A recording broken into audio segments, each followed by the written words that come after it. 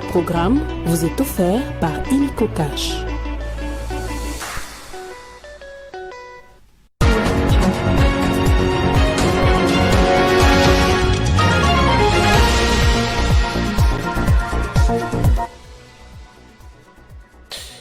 Au sommaire de ce journal, interdiction par le ministère du Commerce extérieur de l'entrée en RDC des 8 marques de farine de maïs contaminées à l'aflatoxine en provenance de la Zambie, une mesure qui sera exécutée par le service de toutes les frontières. Avec plus de 500 décès et 16 000 cas enregistrés de la variole des singes en RDC, malgré les efforts du gouvernement, l'épidémie des monkeypox s'étend de plus en plus dans le pays. C'est dimanche, elle vient d'être déclarée dans la province du Kwilu. Détail dans ce journal. Et enfin, nous irons au Congo-Brazzaville, où la société civile exige aux autorités du pays d'expulser l'ambassadeur du Rwanda au Congo, après ses propos qualifiés d'injuriés sur les cessions des terres agricoles du gouvernement congolais au Rwanda. Nouveau journal sur Télé 50, bienvenue à tous. Débutons ce journal avec le Kasaï oriental où les ministères provinciaux en charge de la justice et des droits humains ont organisé dans la salle Fepako Nzambe Malamu de Mbujimaï une matinée des sensibilisations et des vulgarisations de textes légaux et réglementaires régissant les secteurs des cultes et associations ainsi que les établissements d'utilité publique à l'attention de chefs des confessions religieuses ainsi que les responsables des deux associations non conventionnelles. Cette matinée des sensibilisations était une occasion pour les ministres provinciaux de la justice et des droits humains de saluer la bravoure du ministre national de la justice, Constant Mutamba, qui matérialise avec détermination la vision du chef de l'État Félix Tshisekedi en matière de la justice. Dans son allocution, le numéro 1 de la justice dans la province du Kasaï oriental a déploré un désordre et abus constatés dans les secteurs des ASBL ainsi que la production sonore. En tout cas, au niveau national, ce que j'ai dit, c'est bravo. Ce que j'ai dit, c'est merci. Ce que j'ai dit, c'est courage à l'excellence ministre d'État et ministre de la Justice. Ce qu'il est en train de faire, moi je peux dire comme les autres que c'est ça qu'on attendait. Et nous allons marcher, vous pouvez me croire, sur ses pas.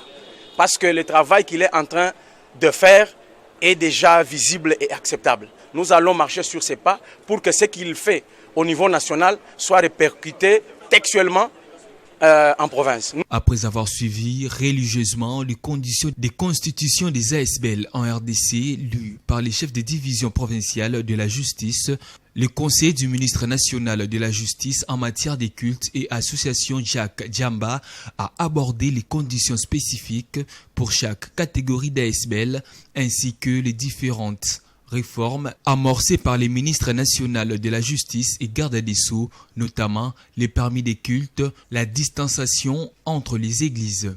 Cette manifestation s'est tenue en toute quiétude et s'est clôturée par quelques interventions du participant, notamment celle du représentant de la société civile ainsi que du représentant des ASBL en province. Et on en fait en image le gouvernement congolais par l'entremise du ministre du Commerce extérieur Julien Paluku Kayunga interdit l'entrée au pays de 8 marques de farine de maïs en provenance de la Zambie contaminées à l'aflatoxine. Les services qui exercent au niveau des frontières sont instruits pour exécuter cette mesure. Les différentes marques de la farine contaminée à l'aflatoxine sont Africa Milling, Roller Miland, Breakfast, s'il ne faut citer que cela. Et puis en santé, la propagation de l'épidémie de monkeypox continue à travers la République démocratique du Congo. Déjà, plus de 16 000 cas sont enregistrés et plus de 500 décès. Et c'est dimanche, la province du Kwilu vient d'enregistrer son premier cas. Le gouverneur AI de la province du Kwilu, Félicien Kiwaï-Mwadi, vient de déclarer l'existence de l'épidémie de la variole des singes, monkeypox, dans la province du Kwilu. Il a annoncé dans la soirée de ce samedi 24 août 2024 dans la ville de Kikwit devant les professionnels de médias de la place. Conformément à la situation sanitaire lui présentée par Dr Arnold Kapalati Mouzama, ministre provincial de la Santé du Kwilu, le chef de l'exécutif provincial a présenté un tableau qui signale que le Kwilu enregistre au total 34 cas notifiés avec 4 décès répartis de la manière suivante. Sur 24 zones de santé que compte la province, 7 zones de santé sont déjà touchées par cette épidémie. Il s'agit de la zone de santé rurale de Bagata avec 1 cas, la zone de santé urbano-rurale de Bandundu avec 3 cas dont 1 décès, la zone de santé de Djouma la plus touchée avec 12 cas dont 2 décès. Parmi les décès, on note un infirmier soignant, la zone de santé rurale de Gungu avec 1 cas, la zone de santé rurale du Pamou avec 1 cas, la zone de santé urbano de Kikwit Nord avec 6 cas dont 3 à la prison centrale et enfin la zone de santé de Mokala avec 10 cas dont 1 décès. Le gouverneur Félicien Kiwai a précisé lors de sa communication que les zones de santé de Kikongo et Massi Manimba avaient notifié quelques cas vers la fin de l'année 2023 et jusque-là la riposte a déjà commencé avec les comités de lutte contre l'épidémie. Les catastrophes et les urgences sont déjà mises à pied d'œuvre dans la province du Kwilu en attendant la vaccination de masse qui dépend des directives du niveau central. Depuis la ville de Bandundu, Dadou Ekiom pour Télé 50. Et puis la lutte contre le paludisme est un combat pour tous. À Kinshasa, la deuxième réunion Task Force a été tenue par le Programme national de lutte contre le paludisme avec ses partenaires pour déployer des efforts afin de réduire sensiblement cette maladie. Suivez. Le paludisme demeure un problème majeur de santé publique en République démocratique du Congo. Pour faire face à cette situation, le Programme national de lutte contre le paludisme, avec l'appui de ses partenaires, déploie des efforts majeurs pour réduire la morbidité et la mortalité liées au paludisme. La première réunion de la Task Force avait pour objectif de contribuer à l'éradication du paludisme en RDC à travers les changements de comportement et la sensibilisation communautaire.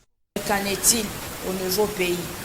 Donc, Madame Clarisse va essayer de développer ça pour que nous puissions quand même avoir une idée sur la CSU, comment ça se passe au niveau du palud, comment la population a accès aux services.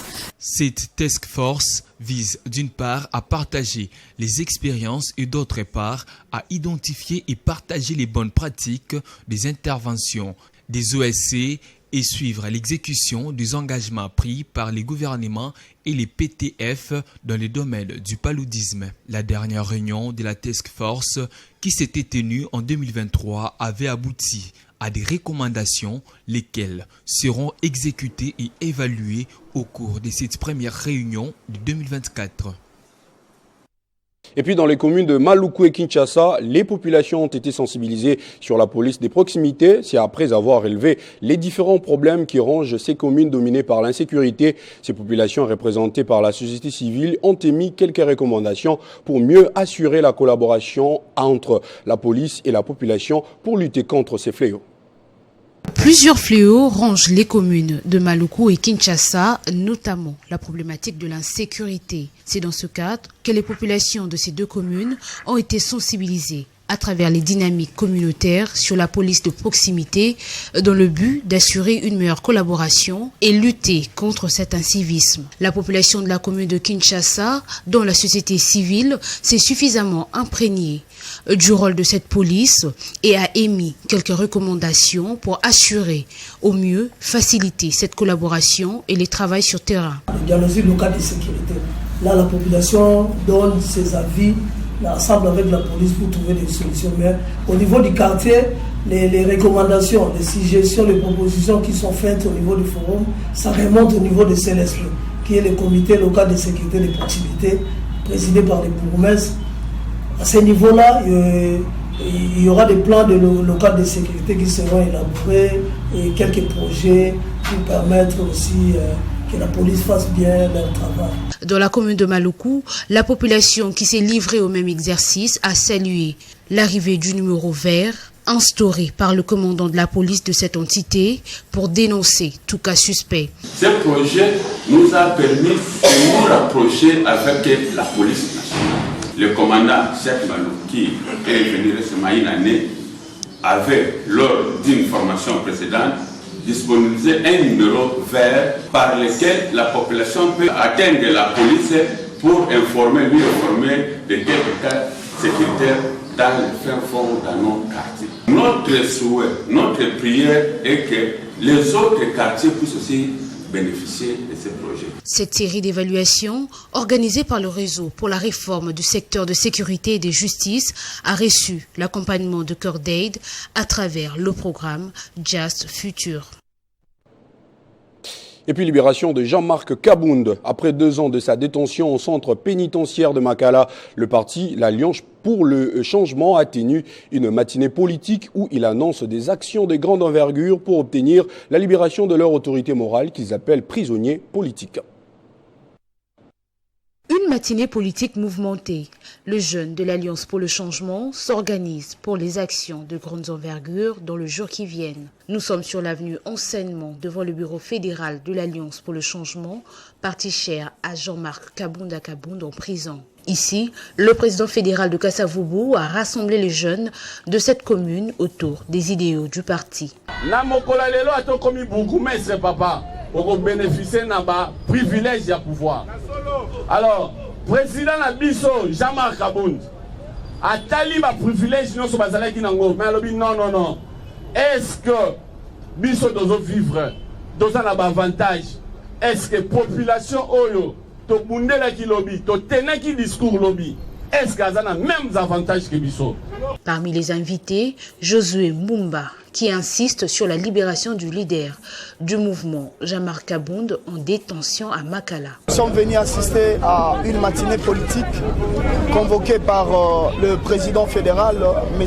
Jossar Boukassa, qui a brossé sur toute l'actualité politique de l'ère de notre pays. Il a fait allusion aussi au dossier de notre président national, l'honorable Jean-Marc Kabound, incarcéré et condamné injustement au niveau de la prison centrale de Makala, qui en réalité devrait à l'époque être assigné à résidence surveillée et avoir le privilège des juridictions comme tout parlementaire. Ces jeunes se préparent pour les actions d'envergure à Kinshasa pour le changement, l'objectif principal du parti. Cérémonie des remises des brevets aux lauréats de la formation entrepreneuriale par la fondation Omokoko, Fomoko Asbel, c'est samedi 24 août 2024. Une première en RDC. Face à la situation précaire des handicapés, la Fomoko veut accélérer les rythmes. Elle a formé 22 femmes en entrepreneuriat pour plus d'autonomisation. C'est au total 22 femmes et 5 hommes qui ont reçu leur brevet des formations ce samedi 24 août à Ngaba, au siège de l'ONG Anga, en présence du représentant de Irène Essambo, ministre des Personnes vivant avec handicap, la coordonnatrice adjointe de l'ONG Anga et la présidente de la fondation Omokoko. Je profite de l'occasion pour remercier le président de l'ONG Anga, M. Jean-Marie Mboma, pour l'espace qu'il nous accordé durant tous les temps de la formation. Tenue du 18 juillet au 10 août 2024, la formation a permis aux femmes vivant avec handicap de bien comprendre comment économiser, concevoir un projet, l'élaborer et le matérialiser. L'une de lauréates s'est exprimée. Angela Maman Angèle Fondation, il y a Maman Angèle, le Lotolandi, formation, il y a partenariat, le Lopeto ba brevet na biso to komi batu, otolobaki opesa na tina te malam to landa formation pa pesa biso pe fonto banda pour la disons autonome vraiment to ane sengwa makasi na pesi na yango pour na ko entreprendre entreprise moko pour na kede na avancer et na ko ko entreprendre activité moko personnelle et faire avancer. La cérémonie s'est soldée par la remise symbolique d'une enveloppe servant de fonds de démarrage à une femme brevetée. Au Congo-Brazzaville, les organisations de la société civile congolaise exigent dans un bref délai l'expulsion de l'ambassadeur du Rwanda en République du Congo après ses propos tenus sur les cessions des terres agricoles du gouvernement congolais-rwanda. Ces dernières ont considéré cela comme une injure car elles ignorent si les gouvernements congolais a cédé ou vendu 980 km² des terres agricoles du pays au Rwanda, pays partenaire avec lequel le Congo-Brazzaville a signé des accords en 2022. Et puis après les Jeux olympiques, place à présent aux Paralympiques prévus toujours à Paris à partir du 28 août prochain. Paulin Mayombo Mukendi et Nancy Senga Sala, para-athlètes congolais dans la catégorie F57 destinée aux athlètes avec une limitation de mouvement d'une jambe, sont les deux représentants de la RDC. Ils seront alignés au lancer de poids. C'est samedi 24 août, les ministres des Sports et Loisirs, Didier Boudimbu, et sa collègue Irène Essambo, ministre déléguée en charge des personnes vivant avec handicap, ont, ensemble, reçu et encouragé les deux ambassadeurs de la République démocratique du Congo avant leur départ pour Paris. C'est d'ailleurs cette dernière qui va les accompagner dans la capitale française. Sur place, après avoir échangé avec eux, les ministres des Sports et Loisirs a instruit ses services pour que les deux athlètes puissent jouir des mêmes avantages en termes de primes, frais d'émission et équipements que les 6 athlètes qui avaient représenté la RDC il y a quelques jours aux Jeux Olympiques.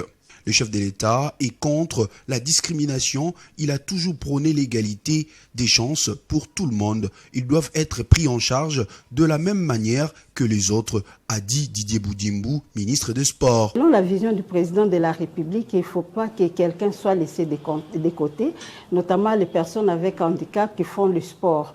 Et moi, je remercie beaucoup son Excellence Didier Boudimbu parce qu'on a senti qu'il y a quelques années, la question du handisport n'était pas vraiment au centre des questions lorsqu'on parlait des sports. Mais aujourd'hui, non seulement qu'il s'est impliqué lui-même, mais il a approché le ministre en charge des questions des personnes avec handicap. Et ce qui est encore plus important, c'est que nous avons même revu les conditions pour qu'ils puissent partir dans les mêmes conditions que les autres sportifs. Les deux athlètes congolais à ces Paralympiques n'ont qu'un seul rêve, un seul objectif, ramener au pays la toute première médaille olympique de son histoire. On va prendre à présent les rappels des principaux titres. Interdiction par le ministère du Commerce extérieur de l'entrée en RDC des 8 marques de farine de maïs contaminées à l'aflatoxine en provenance de la Zambie, une mesure qui sera exécutée par le service de toutes les frontières. Avec plus de 500 décès et 16 000 cas enregistrés de la variole des singes en RDC, malgré les efforts du gouvernement, l'épidémie de monkeypox s'étend de plus en plus dans le pays. Ce dimanche, elle vient d'être déclarée dans la province du Kwilu.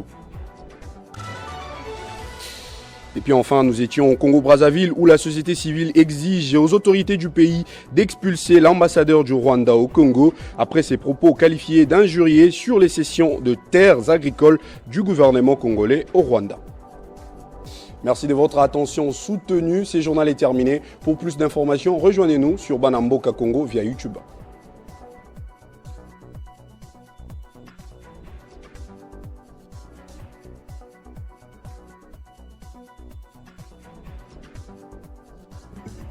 Retrouvez toute l'actualité en continu sur www.tele50.cd.